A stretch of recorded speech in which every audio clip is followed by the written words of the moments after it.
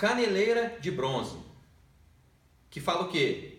Caneleira fala de alicerce. O alicerce do diabo era a condenação.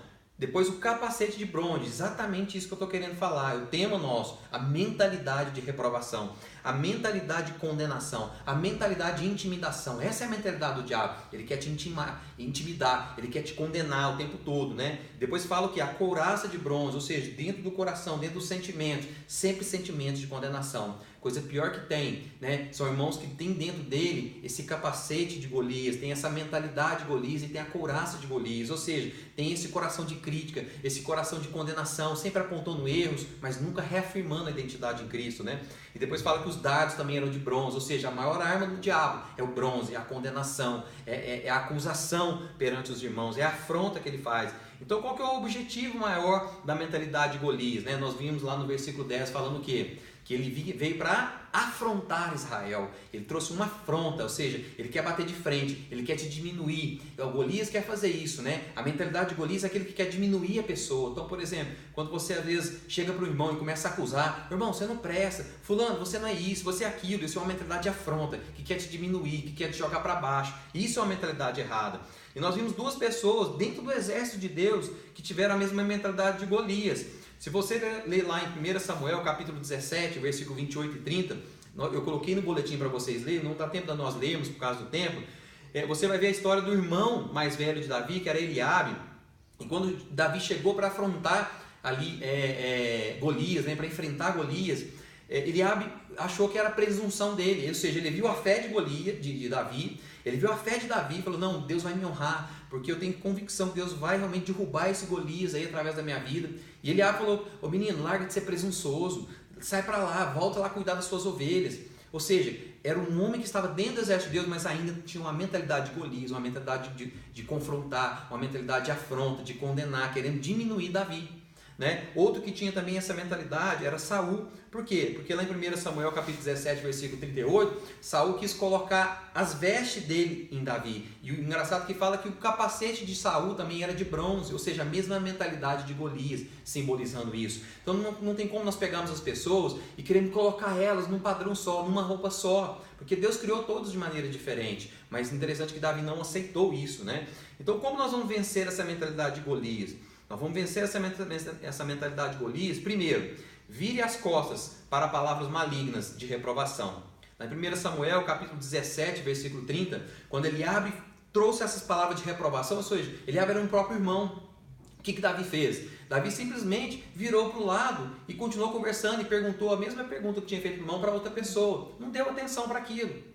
O que quer dizer isso? Às vezes, os irmãos que nós estamos caminhando, pode ser que alguém ainda não está maduro na fé e ainda tem a mentalidade do mundo, uma mentalidade maligna de reprovação. Então, às vezes ele fica te criticando, fica falando coisas duras para você. Olha, não bata de frente, não faça como Davi, vire as costas, continue amando, abençoando o irmão, mas ore por ele para que Deus mude a mentalidade. Né? Comece em você mudando essa mentalidade, agindo dessa maneira. Outra coisa que você pode fazer para vencer a mentalidade de Golias, desista da mentalidade de Golias. Ou seja, você precisa desistir. Se você percebe que você tem essa mentalidade, que você age assim no seu casamento, que você age assim com seus filhos, sem reafirmar a identidade, sempre desaprovando, sempre afrontando, sempre intimidando, desista disso. Foi o que Davi fez. Ele desistiu quando Saul colocou o capacete de bronze. Davi falou, não quero isso, eu não dou conta de usar isso, eu não quero isso na minha vida. E ele foi usar outras armas.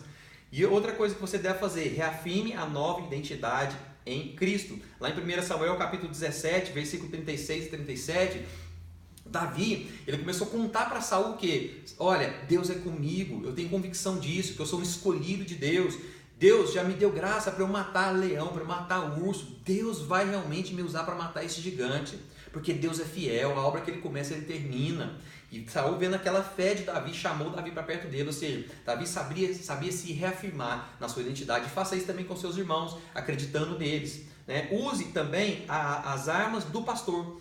1 Samuel capítulo 17, versículo 40, fala que Davi pegou o cajado do pastor e pegou um monte de pedra e colocou dentro do alforje, ou seja, na bolsinha do pastor. O que é cajado do pastor? Fala da autoridade, a nossa autoridade vem da palavra. Então, use a palavra, né? Então, por exemplo, se o diabo joga na sua mente que você realmente não vai vencer no seu trabalho, na sua vida financeira, pegue versículos bíblicos que reafirmem exatamente o contrário. Não aceite essa afronta de Golias na sua vida, entendeu? Entre como Davi. Davi também afrontou Golias, crendo que ele era um escolhido de Deus e declarando realmente aquelas convicções de Deus no coração. E depois, outra coisa que eu quero dizer para você, como você vai vencer a mentalidade de Golias, é lançar as pedras com força, né? Lá em 1 Samuel capítulo 17, 49, Davi lançou as pedras a ponto de afundar, né, o capacete de Golias e acertar a testa dele e ele cair desmaiado. Olha só, ele caiu desmaiado. Ou seja, o que acontece? Quando ele caiu desmaiado, provavelmente Davi deve ter feito o quê? Colocado muita força. Como a nossa autoridade é da palavra, declara que a palavra com convicção. Declara a palavra com paixão, crendo que Deus realmente existe, é galardoador daqueles que o buscam. Amém? Ou seja, e a última coisa para você vencer a mentalidade de Golias é tomar posse do capacete da salvação. Lá em Efésios capítulo 6, versículo 17, fala algo muito poderoso. Fala do capacete da salvação, a espada do Espírito, a armadura do cristão. O capacete da salvação fala de você ter sua mente protegida, ou seja, protegida com a salvação. A salvação é um dom de Deus, diz a Bíblia. A justiça de Deus é um dom de Deus, é um presente que Deus te deu.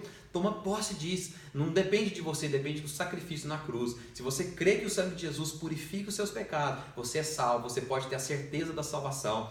Né? Então você pode se apegar nisso, mesmo você vendo os seus erros, você pode falar: Senhor, me transforma, eu não tenho forças para me transformar. Um verdadeiro cristão, quando consegue ver os erros, ele corre para a cruz, porque sabe que lá tem forças para vencer. Né? Muitas pessoas, quando ouvem essa palavra, às vezes falam assim: opa, eu estou lavado pelo sangue, então posso fazer o que eu quiser, posso pecar. Não, isso é jogar pérolas a porcos. Um verdadeiro cristão quer fazer igual Paulo, quer realmente romper com a graça e fazer obras maiores. Então, você precisa entender que agora nada vai te separar do amor de Deus. Eu quero finalizar lendo esse versículo para você, de Romanos capítulo 8, versículo 38. Eu te incentivo você com sua célula a declarar isso. Sabe por quê? Porque a palavra, quando ela é declarada na célula em unidade como igreja, existe um poder sobrenatural.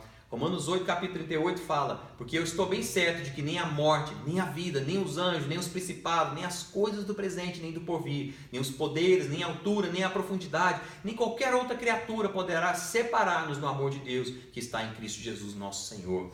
Nada vai te separar do amor de Deus. Olha, o amor de Deus é grande. Você não precisa usar a mentalidade de Golias para mudar as pessoas. Você precisa usar a mentalidade de Cristo. A Bíblia fala que você tem a mente de Cristo. Creia nisso e age dessa maneira. Deus abençoe.